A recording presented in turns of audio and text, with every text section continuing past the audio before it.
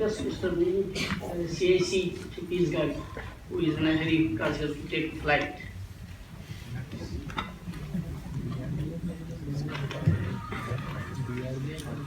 Thank you, Chair, and all the august gathering of the Chief Information Commissioners, and the members of civil society. We have been hearing and emphasis given about the RTI is that the RTI is the tool in the hands of the powerless people. So in that background, I would like to give a brief introduction about the state. The state area-wise is 10th in the country, and population-wise it is 17th in the country, and of the total area of 1.35 lakhs square kilometer, 65% of the area falls under tribal subclan, with a total population of 45% living in that area, of course with 32% of the tribal population. This I am particularly giving you so that you can understand the number of applications coming and the type of applications, etc. coming. And the urban to rural population ratio is 23 to 2377.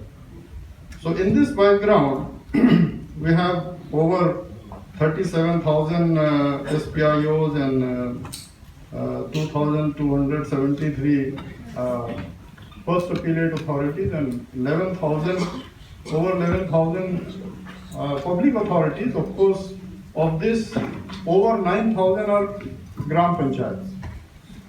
So, with this background, so far we have received, the state started receiving 25,000 applications in 2005-06, which has increased to about 70,000. And the first appeal, what we have observed is about 10% of the applications, and 50% of the first appeal is coming to the second appeal level.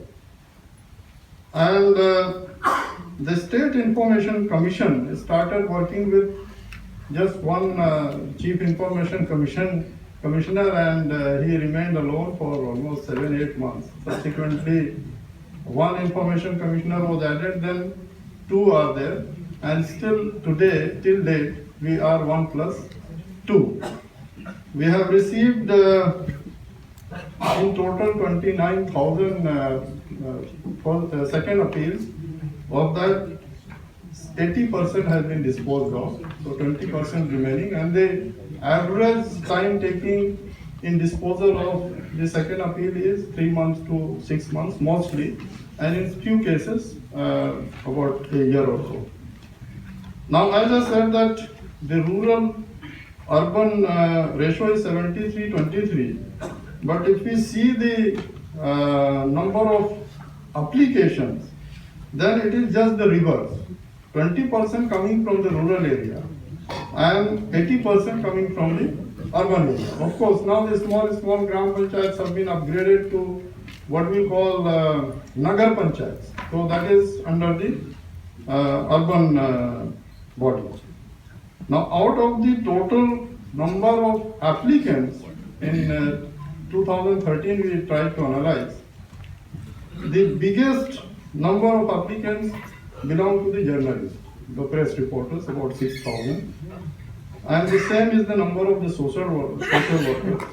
And the third, the biggest number belongs to the government employees, over 4,000 or so. So here there is a dilemma kind of situation where government employees are only very resistant to this act, but mostly they are the beneficiaries. And about the facilities in the state, I would like to tell about the Information Commission also. The office was housed in a rented building for 9 years. For the last 1 year, we have shifted to a government accommodation. Of course, the government has allotted 3 acres of land and the building is under construction.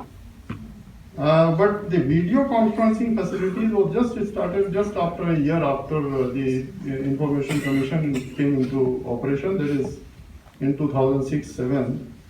Computerized registration started in 2012.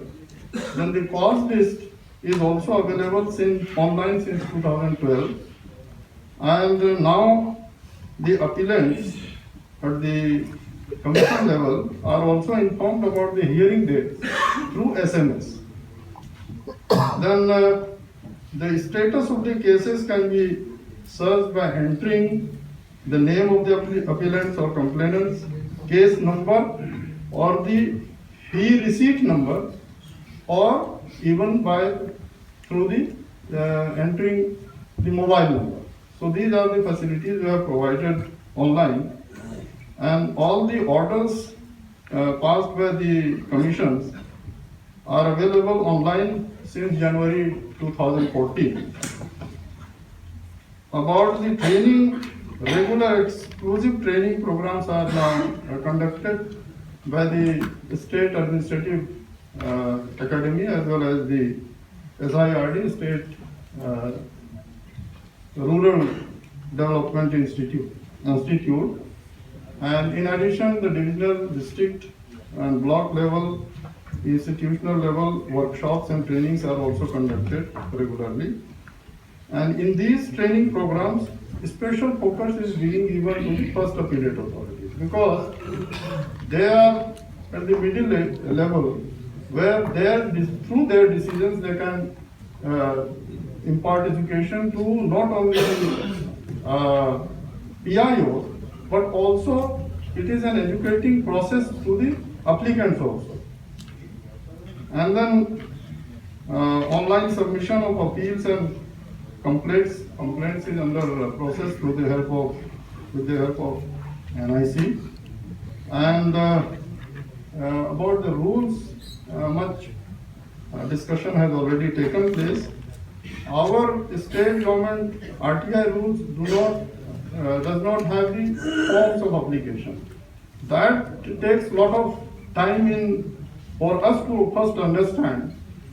Few of them are very short shift. You cannot make what he is giving the reasons for the second appeal.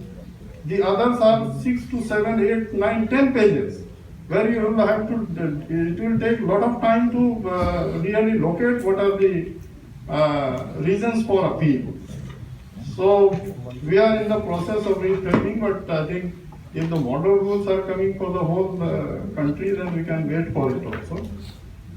Now, for making RTI to work better, understanding the intent and object of the act is necessary. Of course, this is a reputation, it has already been talked about. But when we go to the workshops or the training programs, even after the 10 years of experience, the questions such as will come कि साहब बहुत question पूछते हैं, कैसे करेंगे, क्या देंगे, medical bill का जवाब जानकारी देना है कि नहीं देना है, या बहुत वेग क्वेश्चन पूछते हैं. तो what we have to understand is that the public interest delineated in the preamble of the Act, and on one side it is the access to information is the public interest, the topmost one.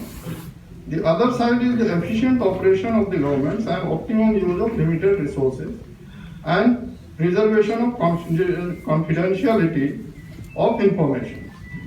So what, unless and until we understand these public interests and the subsequent provisions in the Act, so access to information is ensured by sections 3, 4, 6, 7, and if it is not really operating or acting, then section 18, 19 and 20. So this is on the one side. On the other side, the first two public interests are addressed by the sections 2F, the definition of the right to information, then section 2H, the public authority, whether that information sought is with the public authority. Section 6.1, whether the material asked for has been specified to be understood by the PIO, so what information is to be furnished. Then in our rule 3, there is a specific mention that in one application there will be only one subject which can be asked for. And then section, of course, 7.9, and preservation of confidentiality is addressed by sections 8, 9, 10, and 11. So in very simple way, once in a workshop, people kept on asking, so I tried to explain to them that take a strainer or a filter. Then when the application comes, first see whether the application specifies what they want, because at that level you can decide.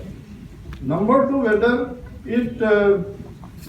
the information asked is covered under the definition of the information. Then whether it is too voluminous, section 7.9.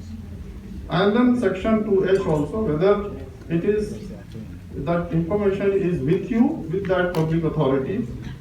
And then section rule 3 and section 7.9. So if these provisions of the Act apply there, you have to give a decision. Otherwise, in general, whatever is left, you have to furnish it. So this is and I think easier way to understand. The collector of that district then explain to the whole audience कि भाई ऐसा छन्नी ले लो और अगर ये सब apply होता है उस पर डिसीजन दे दो, बाकी अगर नीचे आ जाता है, फिल्टर हो जाता है, वो इन्फॉर्मेशन आप दे दो. It's very simple. So thank you so much for